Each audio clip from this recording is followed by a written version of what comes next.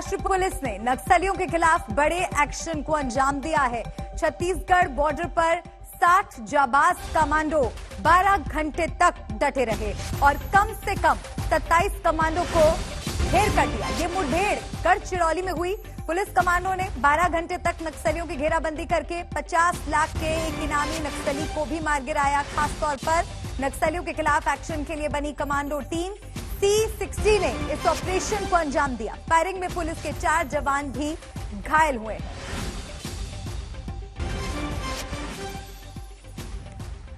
Operation C60 से जुड़ी कुछ और जानकारी आपको ग्राफिक्स के जरिए बताते हैं। एक बड़ा ऑपरेशन यहां पर मुंबई से लेकर गढ़चिरौली यही हुआ है एनकाउंटर। 920 किलोमीटर का ये पूरा रास्ता है और इससे जुड़ी और जानकारी आपको देते हैं। 12 घंटे तक एनकाउंटर चला, 27 नक्सलियों को ढेर किया गया, 60 कमांडो इस पूरे ऑपरेशन में शामिल हैं। एनकाउंटर की जगह है गढ़चिरौली। नक्सलियों पर पुलिस का जबरदस्त प्रहार, करारा प्रहार। गढ़चिरौली में एनकाउंटर में 27 नक्सलियों को ढेर किया गया है। लगातार 12 घंटे तक ये ऑपरेशन चला। छत्तीसगढ़ सीमा पर जबरदस्त एनकाउंटर ये हुआ है, जिससे जुड़ी अपडेट आपको दे रहे हैं। C60 कमांडो ने ढेर किए 27 नक्सली। 60 जाबाज कमांडोज ने इस ऑपरेशन को अंजाम दिया है। एक नक्सली पर था 50 लाख का इनाम। 23 अप्रैल 2018 40 नक्सलियों को ढेर किया गया। 13 नवंबर 2021 27 नक्सलियों को ढेर किया गया। तो ये लगातार ऑपरेशन जारी है। नक्सलियों पर पुलिस का करारा प्रहार। इससे जुड़ी एक रिपोर्ट।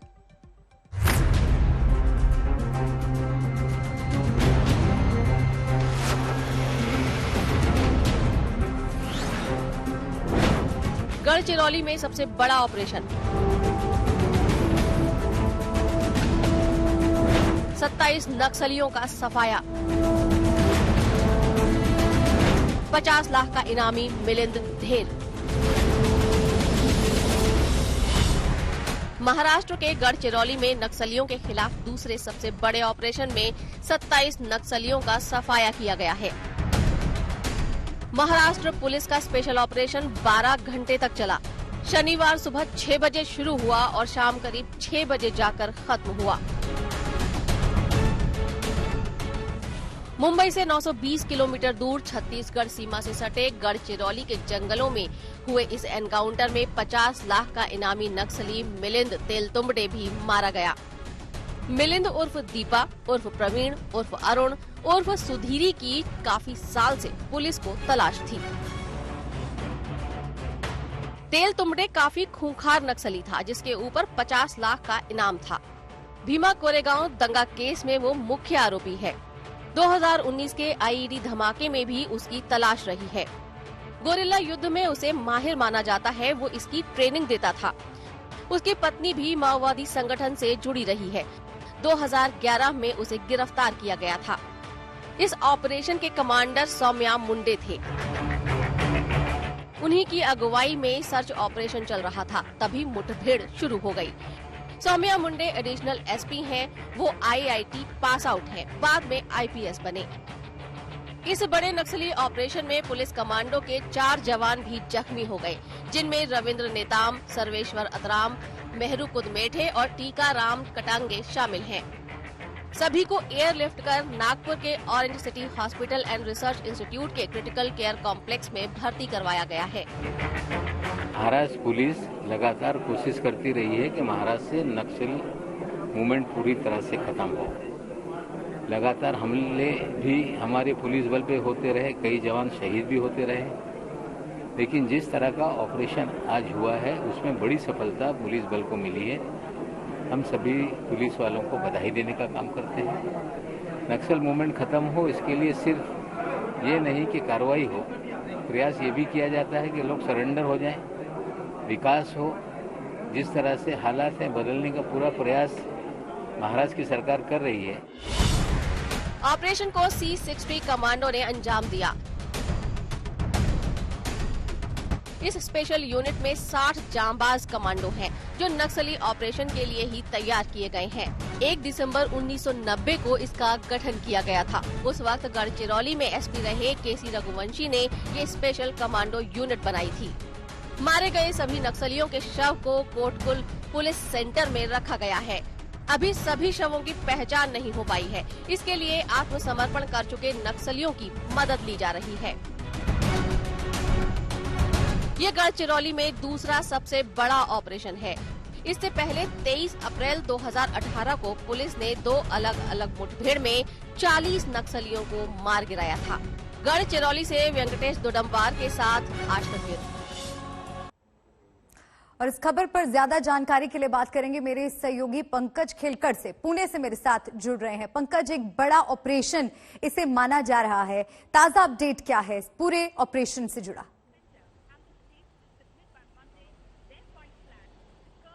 देखिए, फिलहाल जो 27 नक्सली जिनको एलिमिनेट किया गया है, उनके शव आज एयरलिफ्ट किए जाएंगे और गढ़चिरौली के हेडक्वार्टर वहां पर लाए जाएंगे। साथ ही में जो जख्मी है उनका इलाज, जो कमांडोज हमारे जो C60 के पुलिस कमांडोज है, वो जो जख्मी हुए हैं, जो जवान जख्मी हुए हैं, उनका इलाज चल रहा है। लेकिन सबसे बड़ी बात है कि जो बताई जा रही है कि मिलिंद तेलतुंबड़े, जो कि ड्रेडेड नक्सल है, जिसकी ऊपर 50 लाख रुपए का इनाम था, वो मारा गया है। और उसकी पुष्टि जो नक्सल्स अभी तक सरेंडर किए हुए थे, उन्होंने उसके शव की पुष्टि की है। इसके साथ ही साथ ये भी कहा जा रहा है कि AK-47 ऐसे 5 AK-47 वहां से बरामद किए गए हैं। बड़े पैमाने पर बारूद और बाकी के एम्यूनिशंस और आर्म्स भी वहां से बरामद किए गए हैं। लेकिन मिलिंद तेलतुंबड़े, ये इसका मारा जाना ये सबसे बड़ा अचीवमेंट है, ये कहा जा रहा है। और उसकी पुष्टि करने के लिए उसके जो करीबी रिश्तेदार है, उनका DNA टेस्ट किया जा रहा है। और वो एक बार DNA टेस्ट मैच होने के बाद 100% ये कंफर्म हो जाएगा कि मिलिंद तेलतुंबड़े ही मारा गया है, जो कि बहुत दिनों से लापता था। और ये यलगार परिषद के बाद, मीन्स यलगार परिषद जो हुई थी, उसके बाद जो पुणे के पास भीमा कोरे गांव में जो दंगल हुई थी, उसका मास्टरमाइंड है, ये कहा जा रहा था। यलगार परिषद मामला जो फराज खाना पुलिस स्टेशन में दर्ज है, उसके अंदर का ये एक प्रमुख आरोपी है। और उसने 1 जनवरी के दिन जब ये दंगल हुई थी, उसके बाद 2 जनवरी को ही रोना विल्सन को एक खत लिखा था। वो भी खत जो चार्जशीट फाइल की गई है NIA ने, उसके पहले पुणे पुलिस ने, उसमें भी इस खत का जिक्र है। तो एक बहुत बड़ा अचीवमेंट है C60 के लिए, महाराष्ट्र के लिए, कि इतना बड़ा जो ड्रेडेड नक्सल है उसका खात्मा होना। साथ ही एक बड़ी कामयाबी। पंकज, शुक्रिया आपका तमाम जानकारी दर्शकों तक पहुंचाने के लिए। नजर आप बनाए रखेगा, आगे भी आपका रुख करेंगे। बढ़ते आगे, मणिपुर में उग्रवादियों के कायराना हमले में असम राइफल्स के 5 जवान शहीद हो गए हैं, जिसमें 46 असम राइफल्स की कमांडिंग ऑफिसर कर्नल विप्लव त्रिपाठी भी शामिल हैं। इस हमले में कर्नल त्रिपाठी की पत्नी और बेटे की भी मौत हो गई है। यह हमला म्यांमार बॉर्डर के पास हुआ है, जिसमें उग्रवादियों ने घात लगाकर असम राइफल्स के काफिले पर IED ब्लास्ट किया।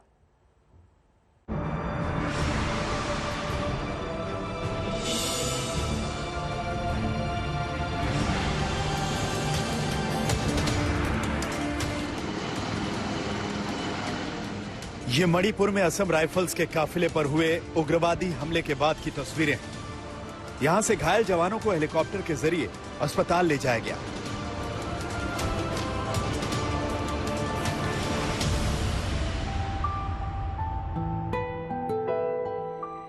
इस हमले में असम राइफल्स के कमांडिंग ऑफिसर कर्नल विप्लव त्रिपाठी समेत 5 जवान मारे गए हैं, जबकि कर्नल विप्लव त्रिपाठी की पत्नी और 5 साल के बेटे आशीष त्रिपाठी की भी इस हमले में मौत हो गई।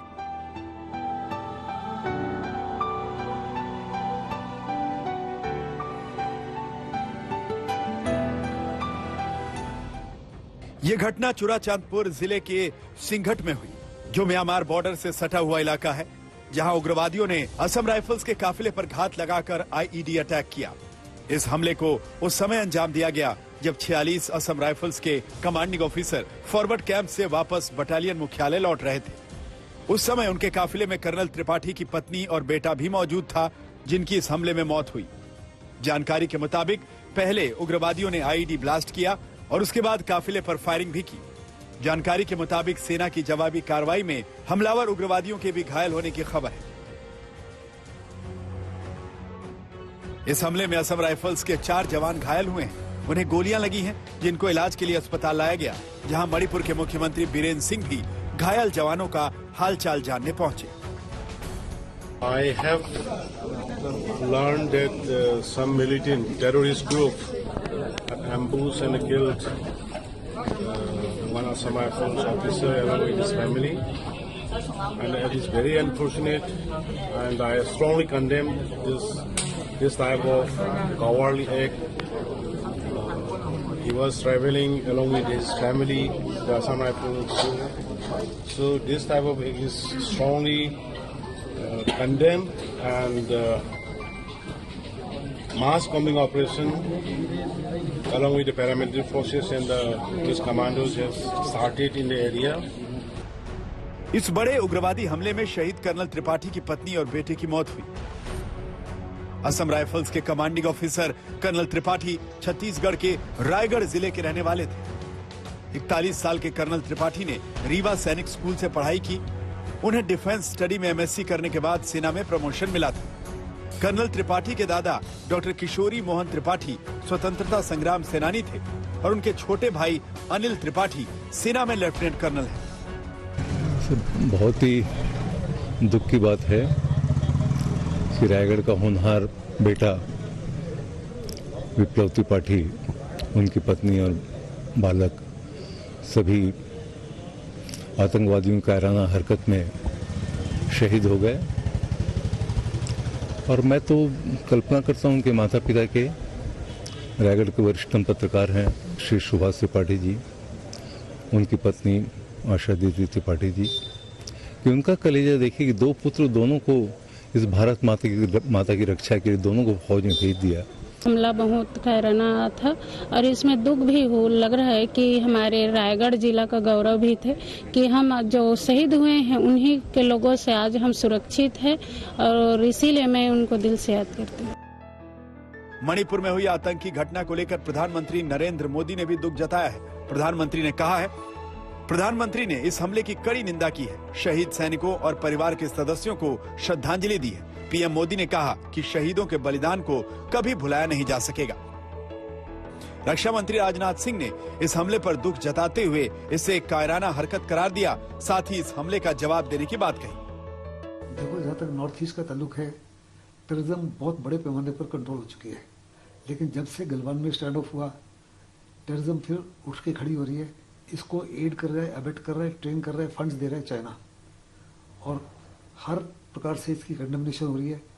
एक आर्मी के कॉन्वॉय को हिट किया गया, जिसमें कमांडिंग ऑफिसर, उनकी वाइफ और उनका बेटा मारा गया। 4 क्विक रिएक्शन टीम के जवान भी मारे गए। हमारी तरफ से काउंटर एक्शन चल रहा है। बड़ा लाजमी है कि कुछ ही घंटों में या कुछ ही दिनों में ये जो परपेट्रेटर्स हैं इनको पता लगाया जाए और इनको ढेर किया जाए। अगर जब तक इनको हम ढेर नहीं करते तो वास्तव में देश जो है शांत नहीं रहेगा। सूत्रों के मुताबिक इस हमले के पीछे मणिपुर पीपुल्स लिबरेशन आर्मी का हाथ हो सकता है, जो इस समय घात लगाकर सुरक्षा बलों के काफिले पर हमले कर रहा है। इस हमले की साजिश में चीन का एंगल भी खंगाला जा रहा है। इस उग्रवादी हमले के बाद पूरे इलाके को सेना ने घेर लिया है और सर्च ऑपरेशन चलाया जा रहा है। सेना ने कुछ स्थानीय लोगों को हिरासत में भी लिया है और पूछताछ की जा रही है, लेकिन फिलहाल इस हमले की जिम्मेदारी किसी उग्रवादी संगठन ने नहीं ली है। साल 2015 में मणिपुर म्यांमार सरहद पर भारतीय सेना की सर्जिकल स्ट्राइक से आतंकियों के हौसले पस्त हो गए थे, लेकिन अब एक लंबे अंतराल के बाद पीएलए जैसे आतंकी संगठन फिर से सक्रिय हो गए हैं। शनिवार के बड़े आतंकी हमले के बाद से भारतीय सुरक्षा बलों ने भी म्यांमार सरहद पर आतंकियों के खिलाफ बड़ी कार्रवाई की तैयारी शुरू कर दी है। जितने की दिल्ली आज तक। गढ़चिरौली में पुलिस को कामयाबी मिली तो महाराष्ट्र के ही अमरावती में उसे शांति की अपील करनी पड़ रही है। त्रिपुरा हिंसा के खिलाफ बंद और प्रदर्शन में 2 दिनों से शहर का हाल बेहाल है। हालात पर काबू पाने के लिए प्रशासन को कर्फ्यू लगाना पड़ा।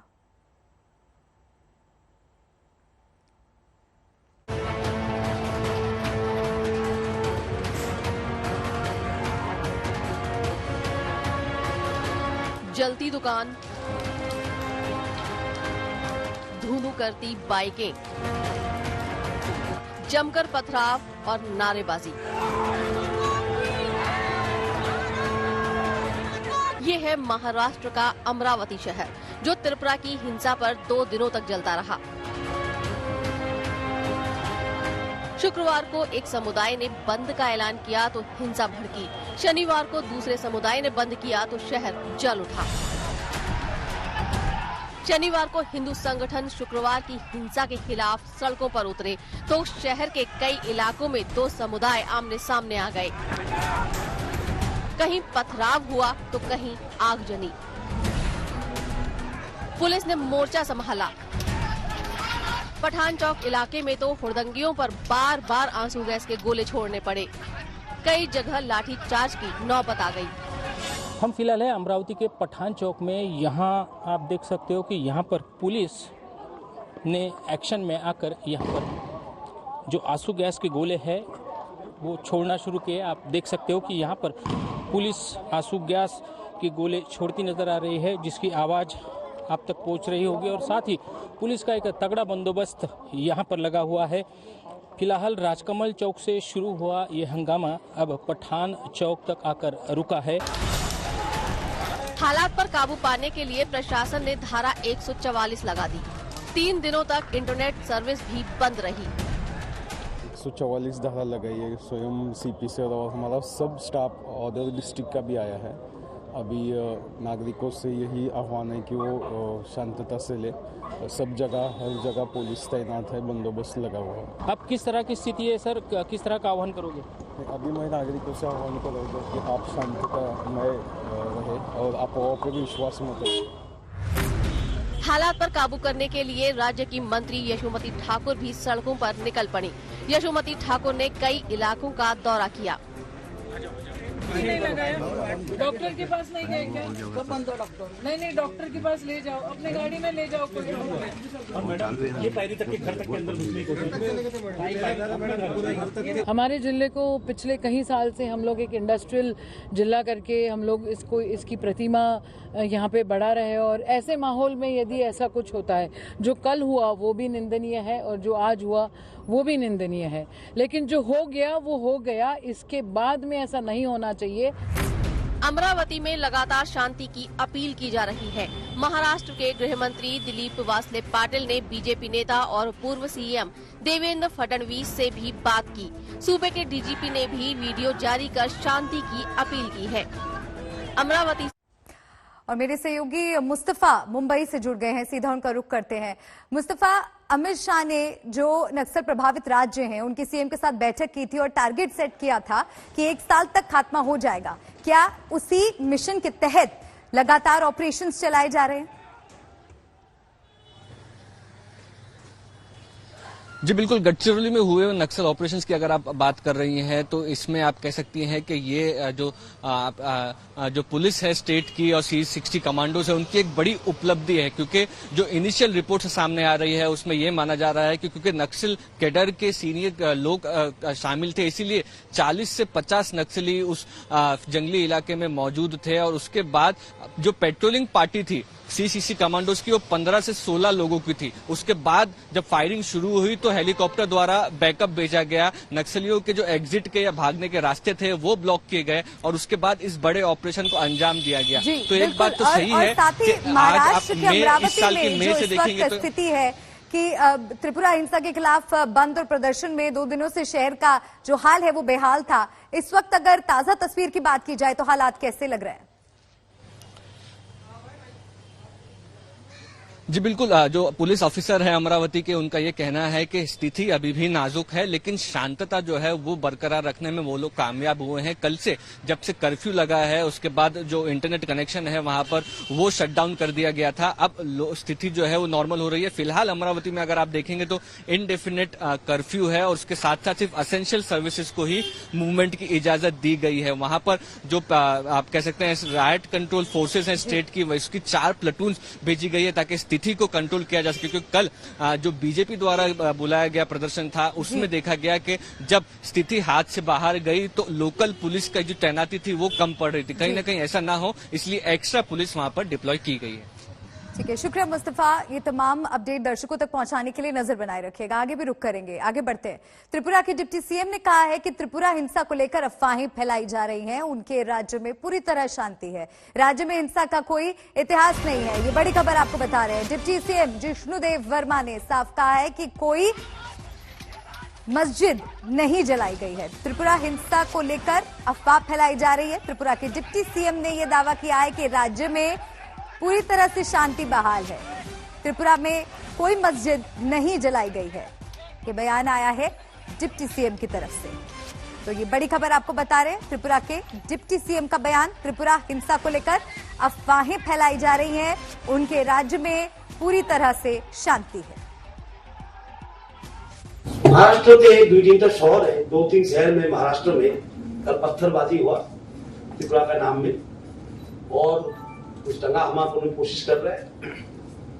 हमारे लिए त्रिपुरावासी के लिए बहुत ही शर्म का बात है कि हमारा जो सांस्कृतिक विरासत है वो समन्वय का है।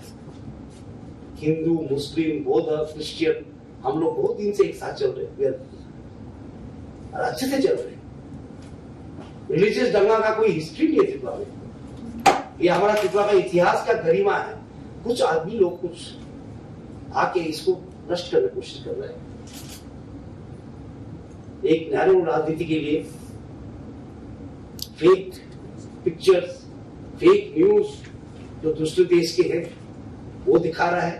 तो त्रिपुरा में ऐसा हो गया, वैसा हो गया, ऐसा कुछ हुआ ही नहीं। त्रिपुरा में अभी भी अवस्था सामान्य है, नॉर्मल है। अमरावती और अन्य हिस्सों में हुए उग्र प्रदर्शन को लेकर अब सियासत भी तेज हो गई है। त्रिपुरा में जो घटना घटी ही नहीं, उसके ऊपर जिस प्रकार से दंगे महाराष्ट्र में हो रहे हैं, ये बिल्कुल गलत है।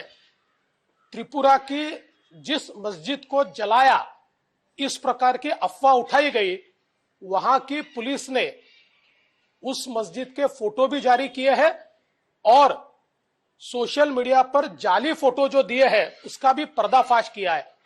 बावजूद उसके महाराष्ट्र में जिस प्रकार से मोर्चे निकाले गए और विशेष रूप से उन मोर्चों में जो हिंसा की गई और हिंदू समाज के दुकानों को जलाने का प्रयास किया गया, हम इसकी निंदा करते हैं। जो घटना कल हुई, जो त्रिपुरा में घटना हुई, उसका निषेध करने के लिए कुछ निवेदन देने वाले थे। उसमें से कोई पथराव हुआ, कोई नुकसान हुआ, और आज उसका परिणाम स्वरूप जब भी अमरावती बंद का ऐलान किया गया, तो अमरावती बंद में आज भी वहाँ पर कोई हिंसात्मक घटना हुई है।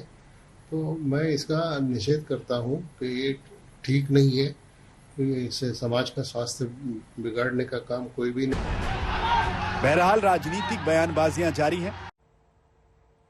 महाराष्ट्र के बाद चलिए रुख करते हैं उत्तर प्रदेश का। उत्तर प्रदेश में चुनावी राजनीति पूरे उबाल पर है, तरह तरह के दाव चले जा रहे हैं। ऐसा ही एक दाव नाम बदलने वाला भी है। आजमगढ़ की रैली में योगी आदित्यनाथ ने आजमगढ़ का नाम बदलकर आर्यमगढ़ करने का दाव चला।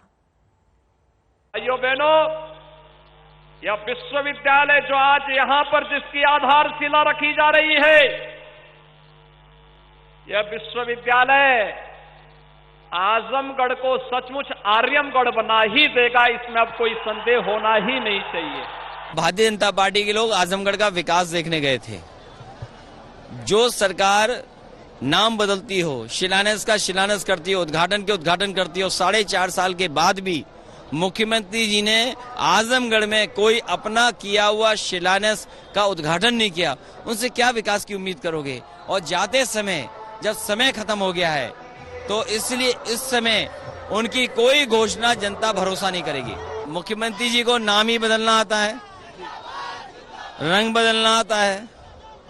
जो लोग नाम और रंग बदल रहे हैं, जनता इतना वोट डालेगी, इतना वोट डालेगी, सरकार बदल देगी।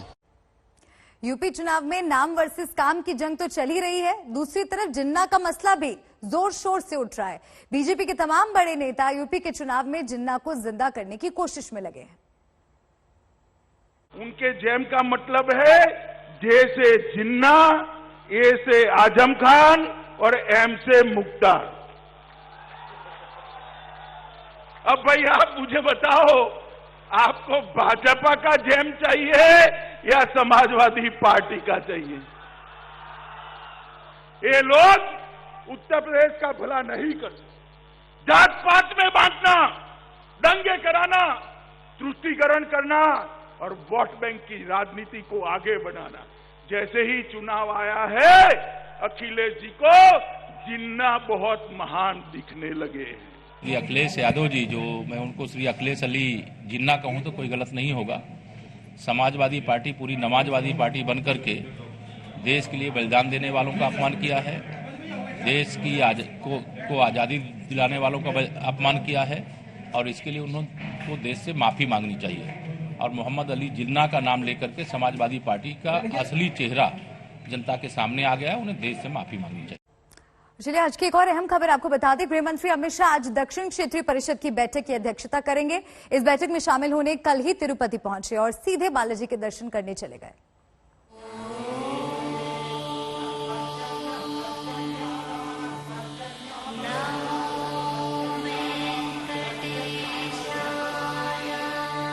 दो दिन में दो बड़े मंदिरों के दर्शन।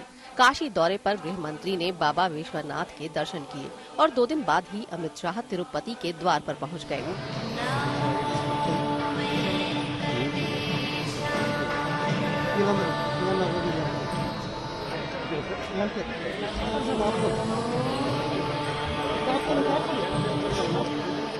अमित शाह ने भगवान वेंकटेश्वर स्वामी की पूजा की। उनके साथ आंध्र प्रदेश के मुख्यमंत्री जगन मोहन रेड्डी भी मौजूद थे।